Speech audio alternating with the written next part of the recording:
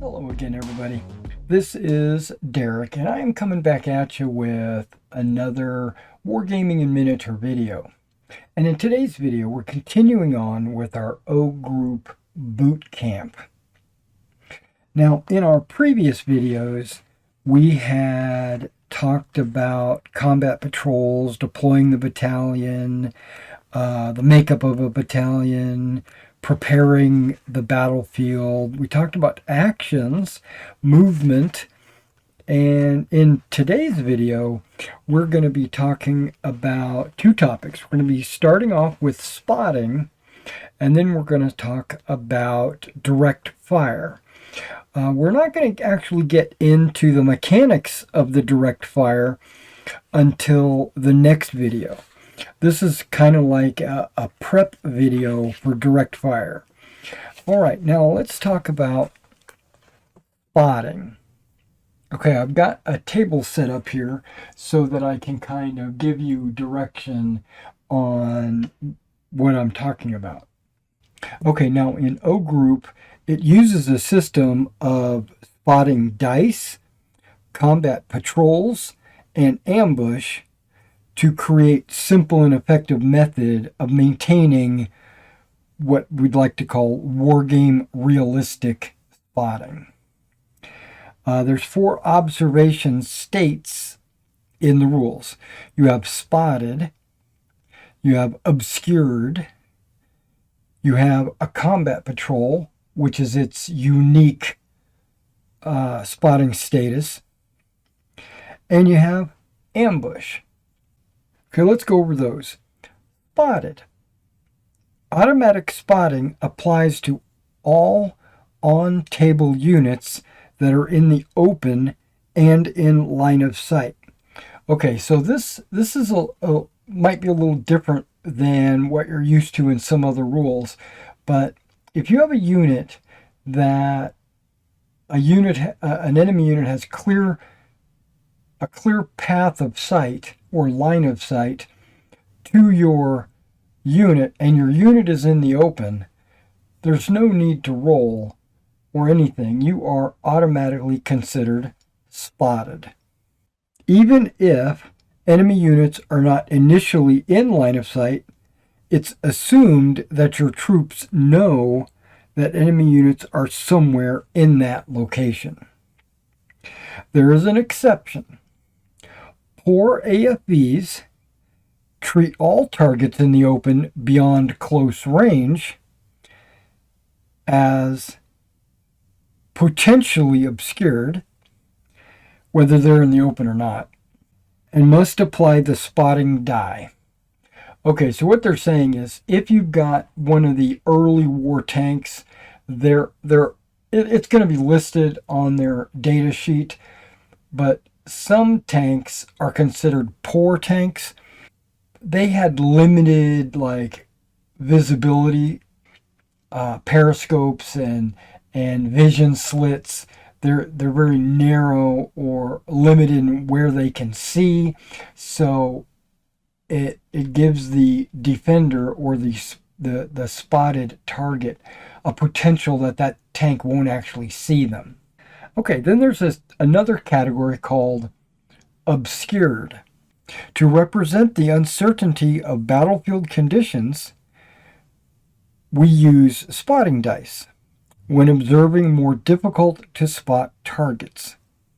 The spotting dice roll indicates if your troops see the enemy clearly or barely see them at all.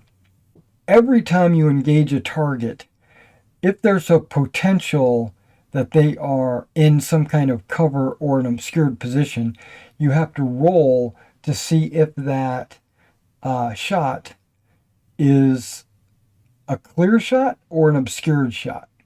The spotting die is applied when a player is firing at a target in cover. For example, woods or buildings. Firing with a poor AFE at any target in the open or in cover, unless it is against close range targets in the open, like we were discussing earlier. All anti-tank fire at a low profile or reconnaissance AFE in the open unless it is in close range. Okay, now firing at AFEs is going to be discussed in the next video. Spotting die is a standard D6 roll, a six-sided die, but use a different color. All right, let's say I'm taking a shot and I'm using these olive drab dice, but I'm going to toss, instead of rolling twice, instead of rolling that and then coming back later and rolling a spotting die, as long as it's a different color or design, you could roll them all together, and then you would have your spotting die and your 2 hit dice. Now, you would roll it with your firepower dice if firing at infantry or guns, or if you're firing an anti-tank shot, it's a 2 die roll, and you can still do the same. You can roll the spotting die with the 2 dice. Now, on a roll of 1 to 3, they're not spotted, so they're considered obscured. And then on a 4 to 6, they're spotted. So you did get a good line of sight to them. Now, the reason why you might need to roll, even though on the table it looks like it would be a clear shot, but there are certain things that cause it to be obscured, like cover. But also understand that even though you're playing on a flat table with maybe not as much modeling done on the table, you have rolling hills. You also have like dust and like smoke from gunpowder or just wind kicking up dust. It might be a little foggy that day or things like that. There's a whole lot of things that could cause a unit to be obscured. But primarily in the rules, they look at, are they in cover or are they in the open? The spotting die is applied per platoon when the units are firing at the same target. It's assumed that if one tank or gun model has spotted the target, then they all have. Okay, so if, hypothetically, this was a platoon of vehicles and they were trying to spot that, you normally, like maybe if you're even firing at a anti-tank gun or something like that, and you have to use a 2 die roll to hit for anti-tank, and then you roll your spotting die, right? Now, when you go to the next tank, it has to use a 2 die roll as well, but you keep the same spotting die. The spotting die applies to the entire platoon. Now, if these guys were separated and they were functioning as independent sections, then they would get their own spotting die. Now, there are exceptions. Combat patrols, you don't have to roll a spotting die against a combat patrol because they're always considered obscured. It's because they're hiding and moving in the bushes and crawling along the ground, things like that. So they are always considered obscured. Infantry over 20 inches away are always considered obscured because they're just so far away. And gun targets over 30 inches, they're a little bit larger than infantry, but not a tank. So if a gun target was in the open, but it was over 30 inches, it would still be considered obscured. And finally, suppressed infantry. Suppressed infantry are considered keeping their heads down, bellies in the ditch. They're trying to make sure that they don't get killed. So anybody that is suppressed is also automatically considered obscured. Thus, when your troops fire, although targets may be on the table and obvious to you, the player, your troops may not have, they have not actually seen the target and only put down fire in the rough direction, which is the obscured result, or your troops have spotted the target and put down accurate fire, which is the spotted result. The spotting dice is rolled on each occasion a unit fires. So even if you spotted them in the last phase or the last turn, the dice is still rolled because something might have changed. It's the ever-changing situation on the battlefield. Combat patrols.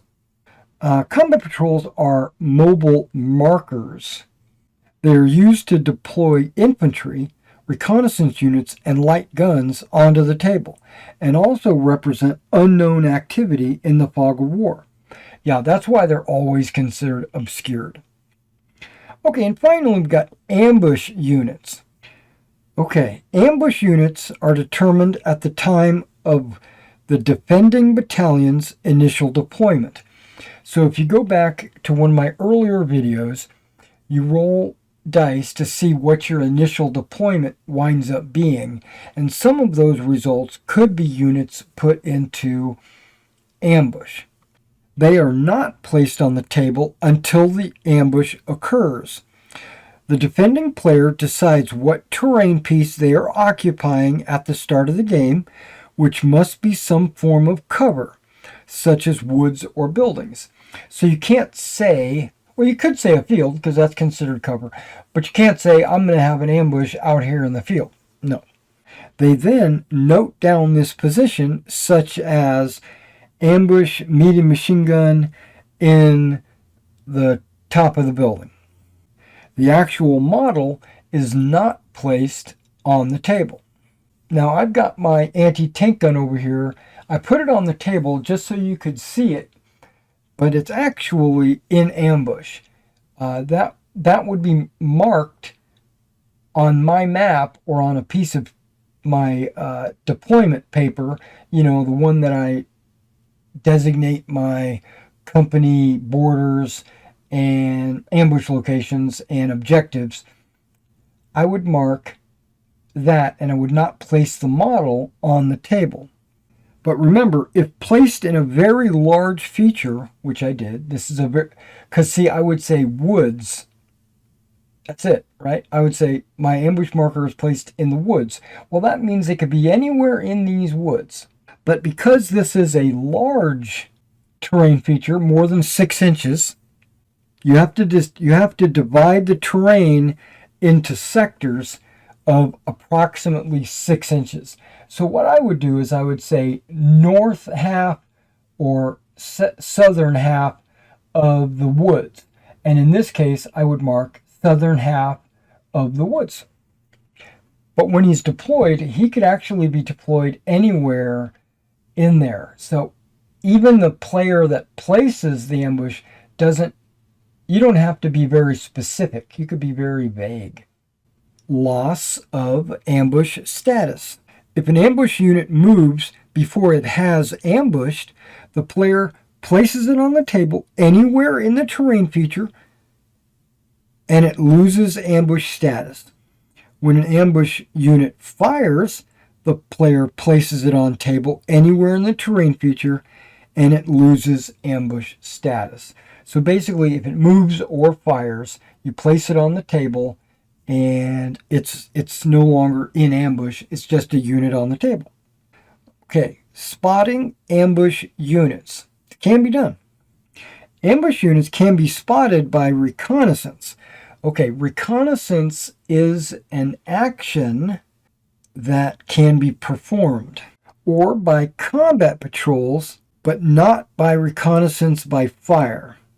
Ambush units are not affected by artillery attacks if within an artillery beaten zone, unless there's a critical hit. So let's say I had a combat patrol here, and I had an FO, and he placed artillery onto that combat patrol, and the artillery has a area of effect, even though this woods is inside that. Remember, this figure is not on the table, And remember, this figure can be deployed anywhere in there. So there's nothing saying that he is or isn't in the beaten zone, but you as the defending player might imagine it inside the beaten zone, but it doesn't matter. Artillery does not affect units in ambush unless they roll a critical hit. Okay, there's a number of bullet points. The first one is enemy units entering the ambush position. Okay, enemy units other than combat patrols entering or deploying into the same terrain piece that an ambush unit is occupying causes the ambush to be immediately sprung. So if I had, because I don't see that because he's not on the table, remember. So if I had a unit and I decided I'm going to move into these woods, because this is a combat unit and it's entered the same terrain feature, the ambush has to be sprung. The moving or deploying unit is moved back 2 inches, so he's kept 2 inches from where he would have entered the terrain or out of a built-up area. Any opportunity fire may be resolved at this point, able to be fired upon, but this unit still requires an action. So if you have a available action or a company commander action or a battalion commander action, you can place it on them and they can shoot. And because they're at close range, they don't have to make the opportunity roll. They just automatically get to shoot. Next bullet point, enemy combat patrols entering the ambush position. Enemy combat patrols can be allowed by the ambush player to pass through his ambush position if they're not used to scout. If I have my combat patrol not knowing that they're there and I move them into the woods, he could either spring the ambush or he could just hide and let this guy continue to pass through. Now there isn't another thing, it's called combat patrols to scout possible ambush positions.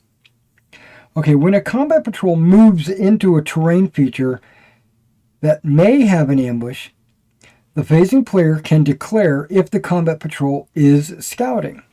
So I could move in here and I could say, I'm scouting. If scouting, both players roll a die and the 2 dice are compared. So we have an American die and a German die, and they both roll. If the combat patrol's die is larger than the defender, then the ambush is revealed and placed on the table. But the combat patrol at that point is removed from play, and the combat patrol is removed. On the other hand, if the combat patrol's die is tied or lower, then it has failed to detect the ambush, but the combat patrol is still removed. So the bottom line is, whenever a combat patrol performs that scout mission, it's removed, period, whether it succeeds or fails. The next one is artillery. Remember that critical hit I mentioned earlier? Artillery, okay, enemy ambush units are only exposed and attacked if an artillery or mortar critical hit is achieved anywhere on the terrain feature they are deployed in. The player must immediately deploy the ambush units, which he can place wherever in the terrain feature. If the unit is still within the beaten zone, then it's attacked. So remember, I attacked the combat patrol out here. The beaten zone was around here. If I had placed the ambush unit back here and it was out of the beaten zone, then it would be unaffected. But that critical hit would still require it to be exposed. If I place it like if I wanted to maintain like a forward-facing position and I put it there, it would get attacked. Okay, and finally, this is what I like to classify as the anti-cheater rule. Forgotten ambush units. If a player forgets about his ambush units and an enemy unit moves into or through the ambush position, then the ambush unit is lost. So let's say I've got this unit in ambush, but the enemy decides with a combat unit, it moves into the woods and it, goes in to the woods, and as the ambusher, I fail to mention that I've got a unit there. Well, at that point, later in the game, when I decide I'm going to reveal this ambush position because I forgot it was there, it's already too late because I had already moved a combat unit through there and you didn't reveal it, so he's destroyed. And reconnaissance. Remember, reconnaissance is an action that certain units can participate in. Reconnaissance units play a vital role in providing information on enemy troop locations and denying the opponent the ability to maneuver its combat patrols freely on the battlefield. Only reconnaissance units can be given the reconnaissance action to spot ambush or combat patrols. All units can be given an action to remove enemy combat patrols through reconnaissance fire. So any unit can fire at combat patrols, and if they get hit, they're eliminated. But let's talk about reconnaissance against ambush units in combat patrols. A reconnaissance unit may reconnoiter a combat patrol or a terrain piece within line of sight. When ordered to undertake the reconnaissance action, and remember, if terrain pieces are very large, then split the terrain into sections about 6 inches. And remember, the maximum reconnaissance distance is 14 inches. That's based on 15 millimeter. On ground level, or 20 inches if the spotter is in an elevated position. So if I had a reconnaissance unit up here on the hill, he would get 20 inches. Each reconnaissance section receiving the reconnaissance action makes a D6 reconnaissance roll up to a maximum of 2 dice per platoon. If the reconnaissance section is holding shock or is damaged, you apply a -1. The opponent now rolls D6, 1d6, and the 2 scores compared. If the reconnaissance unit's modified scores exceed the opponent's, then the ambush is revealed and placed on the table. Or if it's a combat patrol, it's removed because it's no longer a functional patrol. It's already been spotted. No longer a combat patrol. If the score is drawn or less, then you failed to spot. Important. When attempting to reconnoiter terrain features, the opponent rolls the die regardless of whether there's any hidden units or ambush units in there, because the reconnaissance player doesn't know that.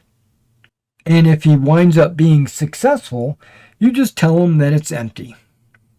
But if he fails to spot, then you leave him guessing. Reconnaissance by fire. All units capable of fire may use reconnaissance by fire in an attempt to remove combat patrols. Reconnaissance by fire cannot be used to reveal ambush units. It's basically just, if you want to shoot at the combat patrol, you can. Units can fire at 1 combat patrol per fire action using the infantry HE firing procedures. Maximum reconnaissance by fire is 14 inches, same as before, or 20 if elevated. Okay, now remember, when a unit is elevated, it's not talking about the firer. It's talking about either the firer or the target. So if you have a gun down here and he's trying to spot a combat patrol or anything up here on the hill, you use the 20-inch range. It goes both ways. So you're easier to be seen if you're up on a hill, as well as you can see farther. Firing at a combat patrol incurs a negative modifier of -2 dice. They're hard to get a bead on, so you always get that -2 die. And don't forget, they're always obscured, so you're going to have to roll the observation die. And combat patrols always test their morale as if they're regulars. But if it takes any shock, it's removed from play and placed back in reserve. Pretty straightforward. Okay, so if you got a firing platoon and it would normally have 6 dice to shoot, there's the 6 dice. I don't have to roll a spotting die because he's always considered, combat patrols are always considered to be obscured. So if I was to roll and I got 1 hit on a 4 or better, the combat patrol would need to make his morale save, which is normally a 4 or better, but because he's obscured, it's 3 or better. And because he rolled a 1, he failed, he receives a shock, and combat patrols cannot receive shock, so they would be removed from play. All right, now we're going to go into the next chapter, which is direct fire. And this is basically just the general rules of direct fire. This section covers the basic requirements for all firing: small arms, high explosive, and anti-tank. Ranges in O group are not based on weapon maximums or even effective range, but based on the ability to actually see the target within the lay of the land, blocking line of sight. The ability to see and engage targets improves with height. Thus, units on hills or upper stories of buildings, or even slight rises of the ground, are permitted to use the enhanced elevated ranges. This is why heavier weapons were sighted in high positions to improve their field of fire. And this is where an 88 gains its range advantage. Okay, which units can fire? Infantry, heavy weapons, AFVs, and gun units are eligible to fire upon receipt of a fire and move action, or a rally action, or a react fire action. Each infantry platoon or AFV gun section can fire once with each fire action it receives. A fire action permits all platoon weapons to fire, such as attached anti-tank weapons or flamethrowers. So when you give them the fire action, everybody opens up. Suppressed units, the battalion headquarters, company commanders, FOs, passengers in transports, and mounted cavalry cannot fire. And no units may fire into an ongoing close combat. No shooting into a close combat. You might hit your buddies. The units that can fire: infantry platoons. These fire as a complete platoon, with all sections combining their fire into a single enemy target. You do not need to concern yourself with individual riflemen or machine gunners.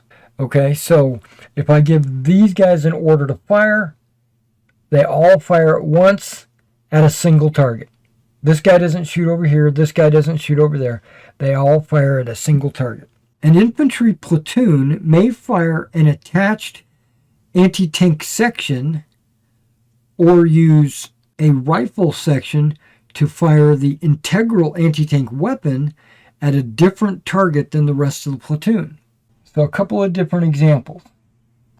If this platoon here had an attached anti-tank Panzerschreck team section, and there was a tank here, and I give them a fire action, these guys could fire there, and I would be allowed to split this anti-tank and have him fire there.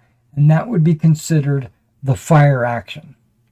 Now, as you know, all infantry platoons have what's called integral anti-tank weapons, like Panzerfausts or bazookas or whatever, Piats. They would have them built in. And if I wanted to, I could say, we're firing at this platoon, but I'm going to use this guy's integral anti-tank to fire at the tank. So yes, you can split fire, but it has to be with your anti-tank weapons. Okay, tank and gun platoons. These engage a single enemy target when firing HE. If engaging in anti-tank fire, then each individual tank or gun section may fire at different targets, and each section is required to hit the target and resolve effect separately. If this was a tank platoon, I could have this tank fire there, and I could have this tank fire there. Firing overview. Infantry and HE fire uses a modified number of firepower dice to determine potential hits on enemy units. Anti-tank fire is more specific and first requires the player to hit the target before comparing the AFE's armor to the gun's anti-tank capability. So basically you're rolling a bunch of dice for firepower when shooting at infantry and guns, but when you're firing at a tank using anti-tank fire, you have to roll a 2-die to hit roll, and then you compare penetration with armor, and we'll get into all that. Procedure. Declare the firing unit. Pretty straightforward. You could say, like, it's going to be these guys. Firing and moving. Units must fire either before they move or after they move. They may not move a portion of their move allowance, then fire, and then move the remainder of their move. So there's no firing on the move. You have to either shoot, then move, or move and shoot. Okay, you declare the target. Players declare the target unit before resolving their fire. Units may only fire at targets within range and within line of sight. Pretty straightforward. So if you're on one side of the hill and there's an enemy on the other side of the hill, that would block your line of sight, so you can't shoot. Priority targets. Players may decide what target to engage. Exception.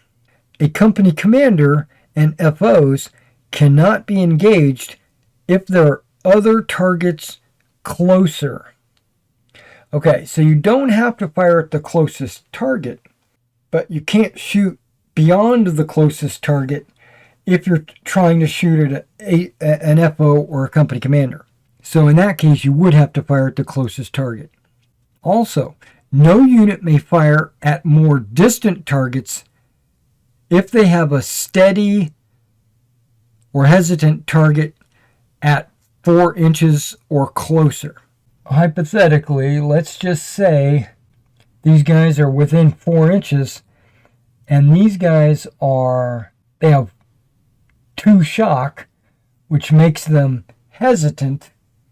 They still have to fire at them before they could shoot over here because it's too far away. So they have to shoot at these guys. Now, if these guys had 3 shock, they would be considered suppressed, and they're not obliged to shoot at them. They could shoot somewhere else. Or if they were more than 4 inches, even if they were steady, they still don't have to shoot at them. They could shoot at someone beyond. And finally, you check the line of sight and the arc of fire. Okay, let's talk about line of sight. All firing sections must have a line of sight to their target. Each infantry section in a platoon must have a line of sight to the target, including attached weapons. Infantry sections that are blocked cannot add their firepower dice to the platoon's firepower. So let's say we've got this guy here, this guy there, this guy here, and we got this attached Panzertruck section, and I was wanting to fire him at him. I can't because he's blocked. Or if I had this guy here and I wanted to shoot at this infantry, I could only fire at them with these two because he is blocked.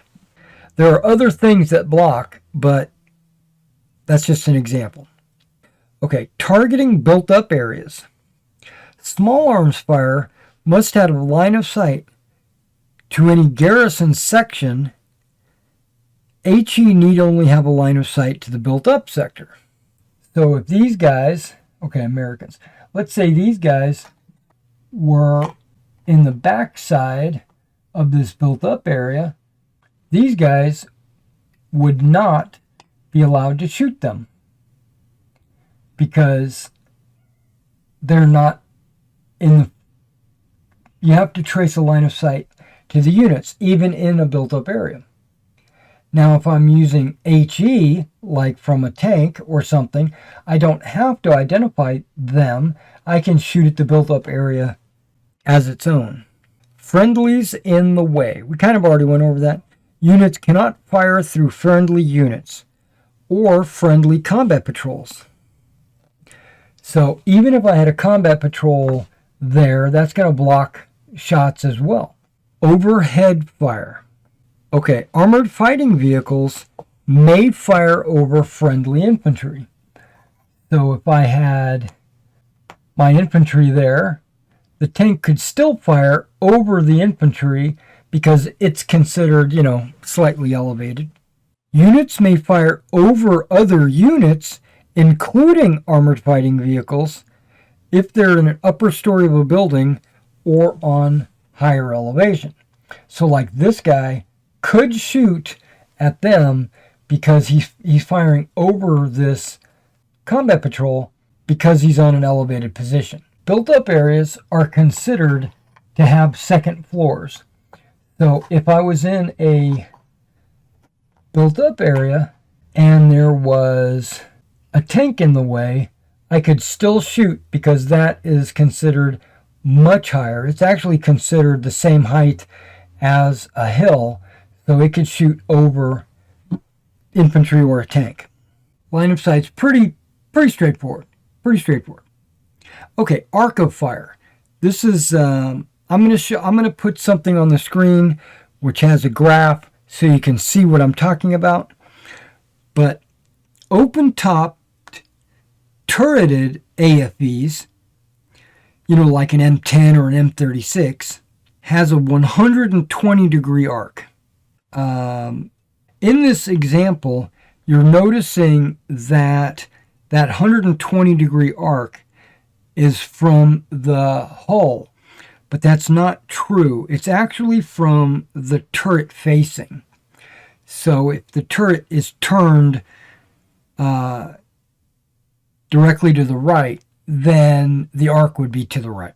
Okay, infantry, heavy weapons, turreted AFVs, open-top self-propelled guns, like this Martyr, and guns, like an anti-tank gun, have the 90 degree, would have it from the base for like infantry and guns, but would have it based on the turret facing for a tank.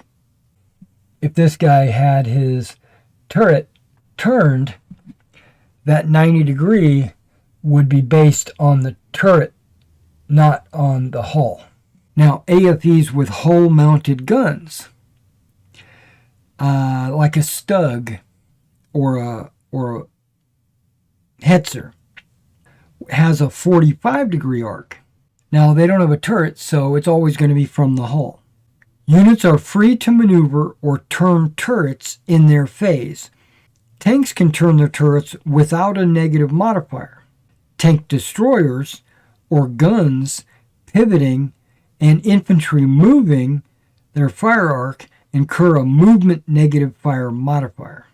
Now, when this says tank destroyer, it's not talking about the M10 or the M36 turreted armored fighting vehicle. It's talking about a Stug or that kind of tank destroyer. Jagdpanzer or something. Because they have to turn their whole, they've got to take this and they got to go. And that's considered movement. Ambush units are placed by the player in the position and fire arc of his choosing. So you can just place it down where it's going to be an arc. You cannot turn or pivot as a reaction. So when you do your reaction fire, hopefully you're already facing in the right direction. If the target is out of the reacting unit's front arc, then it cannot engage with reaction fire. Ranges.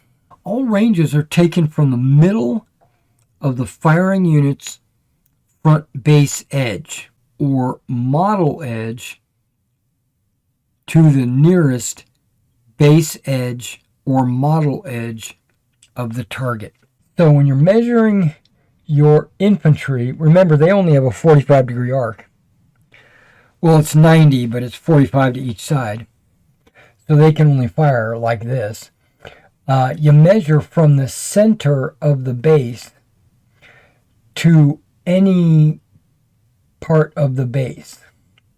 If you're firing at a tank, you also measure from the center of your base to any part of the model, that the closest part of the model. When a tank is firing, you also measure from the front center to the closest. You don't measure from the barrel of the turret or the turret itself. You don't measure from dead center. You measure, if it's a model, you measure from the front center, and if it's a base, you measure from the front center. Now, pre-measuring of ranges is permitted. There are two basic range brackets in the game. There's battle range and elevated range.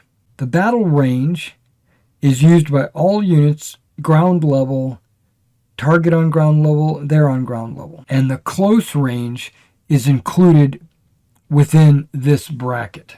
Infantry close range is 6 inches, and AFE guns, heavy machine guns, are 10 inches.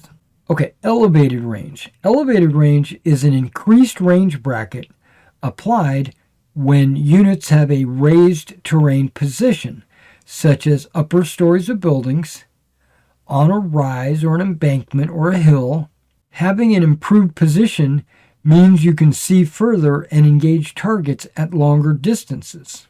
Units on ground level may also target elevated units using elevated ranges. What's good for the goose is good for the gander. All right, well, that was spotting and direct fire basics. In the next video, we're going to be exploring some of the weapon systems and the mechanics of shooting and rolling your saves, etc. The attached weapons. And then we'll also talk about anti-tank fire, where we have penetration and armor values. I look forward to that video. So come back when I get that video, and be sure to like and subscribe to the channel, so whenever I upload a O Group boot camp video, you'll be notified, and I'll catch you in the next one.